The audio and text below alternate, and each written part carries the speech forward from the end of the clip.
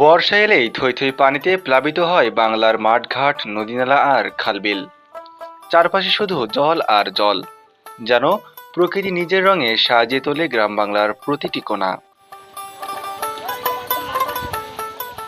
কিন্তু শরৎ আসতেই ধীরে ধীরে পানি নামতে শুরু করে, ফাঁকা হতে থাকে মাঠঘাট আর জীবন্ত হয়ে ওঠে ডোবা খালবিলগুলো।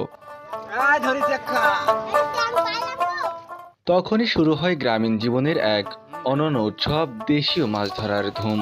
পুঁটি, পাকাল, টাকি, শিং, মাগুর, এমন নানা রকম মাছ ভেসে ওঠে পানির সাথে। ছেলে মেয়ে, তরুণ বৃদ্ধ সবাই মিলে দল বেঁধে নেমে পড়ে পানিতে।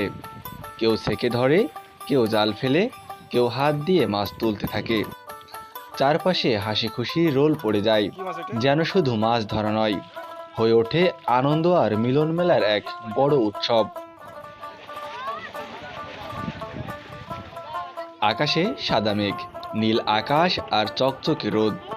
সেই আলোয় ছোট বড় মাছগুলো ঝকঝক করে ওঠে আরো সুন্দরভাবে।